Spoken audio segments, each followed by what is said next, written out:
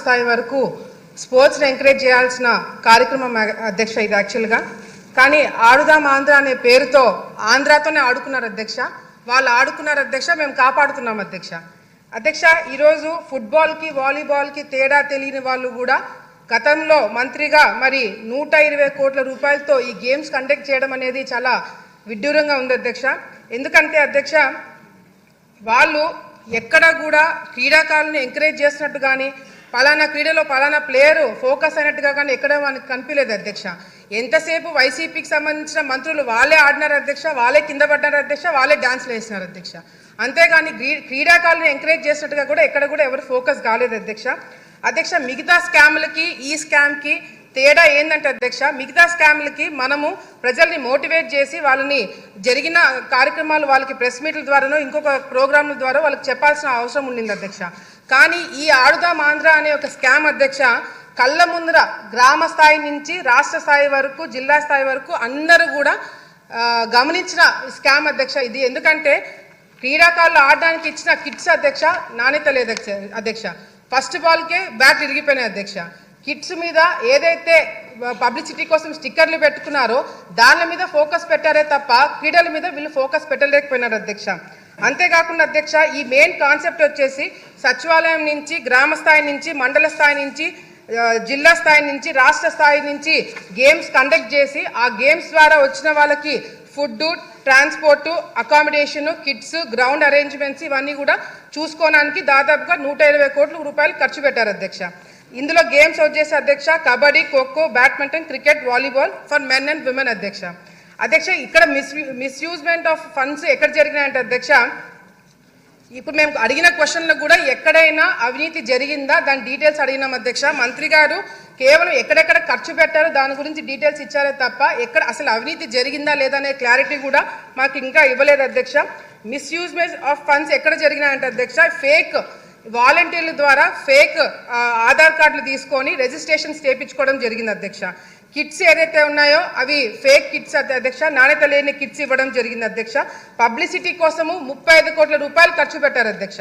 కేవలం ఈ స్టిక్కర్లకి అదేవిధంగా సోషల్ మీడియాకి హోర్డింగ్స్కి 35 కోట్ల రూపాయలు ఖర్చు పెట్టడం జరిగింది అధ్యక్ష.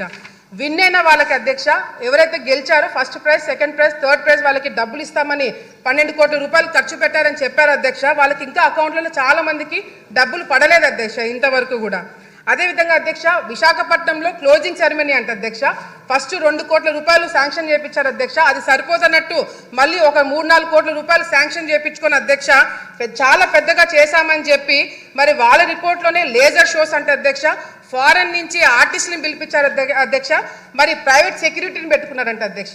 మన రాష్ట్రంలో మన కళాకారులు ఉండగా ఇతర దేశాల నుంచి కళాకారులు ఎందుకు పిలిపించారనేది కూడా మాకు కూడా అర్థం కావట్లేదు అధ్యక్ష. మరి అదేవిధంగా ప్రైవేట్ సెక్యూరిటీ ఎందుకు పెట్టుకున్నారో అర్థం కావట్లేదు అధ్యక్ష. గవర్నమెంట్ ప్రోగ్రామ్కి ప్రైవేట్ సెక్యూరిటీ వాళ్ళని ఎందుకు నియమితం చేసుకున్నారనేది కూడా క్లారిటీ ఇవ్వాల్సిన అవసరం ఉంది అధ్యక్ష. వీళ్ళు ఇచ్చిన ఫైనల్ రిపోర్ట్లోనే అధ్యక్ష విలేజ్ సచివాలయంలో 15,000 సచివాలయంలో పార్టిసిపేట్ చేస్తే 35 లక్షల మంది ఆడియన్స్ చూడడానికి వచ్చారంట అధ్యక్ష. మండల స్థాయిలో 753 మండలాలు పార్టిసిపేట్ చేస్తే దాదాపుగా 4 లక్షల మంది చూడడానికి వచ్చారు అధ్యక్ష. డిస్ట్రిక్ట్ లెవెల్లో జరిగిన దానికి 90,000 మంది ఆడియన్స్ వచ్చారంట అధ్యక్ష. మరి విశాఖపట్నంలో అధ్యక్ష 35,000 మందితో ఆడియన్స్ తోటి ప్రోగ్రామ్ చేశారంటే అధ్యక్ష. ఆ ప్రోగ్రామ్కి మాత్రం జగన్మోహన్ రెడ్డి గారు రాలేదు అధ్యక్ష. క్లోజింగ్ సెరమనీకి కూడా రాలేదంట, ఆయనకి టైం కూడా లేదు అధ్యక్ష. అంతేకాకుండా అధ్యక్ష, నేను శాప్ చైర్మన్ గారు మరి రవి నాయుడు గారితో మాట్లాడారు అధ్యక్ష. నేను ఆయనతోటి మాట్లాడినప్పుడు కూడా ఆయన ఒకటే ప్రశ్న అడిగినారు అధ్యక్ష, విశాఖపట్నంలో కండక్ట్ చేసిన గేమ్స్ ఏవైతే ఉన్నాయో దానికి పార్టిసిపేట్ చేసిన వాళ్ళు ఎంతమంది, విన్నర్స్ ఎంతమంది, వాళ్ళ ఆధార్ కార్డులు ఏంటి, వాళ్ళ డీటెయిల్స్ ఏంటి, వాళ్ళ అకౌంట్లో డబ్బులు పడ్డా లేదా అని చెప్పి అడిగితే అధ్యక్ష ఆయన చైర్మన్గా ఎక్కక ముందే రికార్డ్స్ అన్ని డిలీట్ అయినాయని చెప్పి చెప్పడం జరుగుతుంది అధ్యక్ష. ఇది చాలా చాలా దారుణం అధ్యక్ష. దీని మీద కంపల్సరీ ఎంక్వైరీ పెట్టించాలి అధ్యక్ష. ఆల్ ఇండియా స్టూడెంట్ ఫెడరేషన్ వాళ్ళు శాప్ చైర్మన్ గారికి లెటర్ రాశారు అధ్యక్ష, దీంట్లో అవినీతి జరిగింది మీరు యాక్షన్ తీసుకోమని చెప్పి మరి రాస్తే అధ్యక్ష.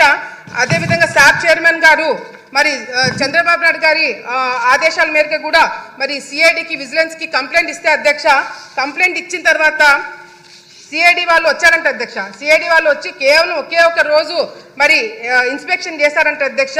ఈనాడులో ఫ్రంట్ పేజ్లో వచ్చింది అధ్యక్ష, ఆంధ్రప్రదేశ్ అక్రమాలపై విచారణ తూచని చెప్పి ఈనాడులో వచ్చింది అధ్యక్ష. ఒక్కరోజు ఇన్వెస్టిగేషన్ నిజంగా జరిగిందా, అసలు సిఐడి వాళ్ళు ఈ కేసు టేకప్ చేస్తారా అనేది కూడా మరి మంత్రి గారు క్లారిటీ ఇవ్వాలి అధ్యక్ష.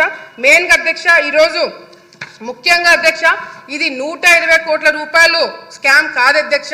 దాదాపుగా నాకు వచ్చిన ఇన్ఫర్మేషన్ మేము డెప్త్గా వెళ్ళి కనుక్కుంటే అధ్యక్ష దాదాపుగా 400 కోట్ల రూపాయలు స్కామ్ జరిగిందనేది కూడా బయటికి వస్తుంది అధ్యక్ష ఎంక్వైరీ పెట్టిస్తే. ఎందుకంటే కేవలము శాప్ తరపు నుంచి స్పోర్ట్స్ అథారిటీ నుంచి కాకుండా అధ్యక్ష డిస్ట్రిక్ట్ ఫండ్స్ కూడా దీనిలో వాడినారని చెప్పి మాకు ఇన్ఫర్మేషన్ వచ్చింది అధ్యక్ష. దీని మీద దృష్టి పెట్టాలని చెప్పి కూడా కోరుకుంటూ మరి వైసీపీ నాయకులు బయట వాళ్ళ కొద్దీ వాళ్ళే క్లీన్ చిట్లు ఇచ్చుకుంటున్నారు అధ్యక్ష. అవినీతి జరగలేదని వాళ్ళే ప్రెస్ మీట్లు పెట్టుకొని చెప్పుకుంటున్నారు అధ్యక్ష. దీని మీద మంత్రి గారు క్లారిటీగా అవినీతి జరిగిందా లేదా, లేకపోతే ఎంక్వైరీ పెట్టిస్తున్నారా లేదా అనేది కూడా క్లారిటీగా చెప్పాలని చెప్పి కూడా కోరుకుంటున్నారు అధ్యక్ష. ధన్యవాదాలు.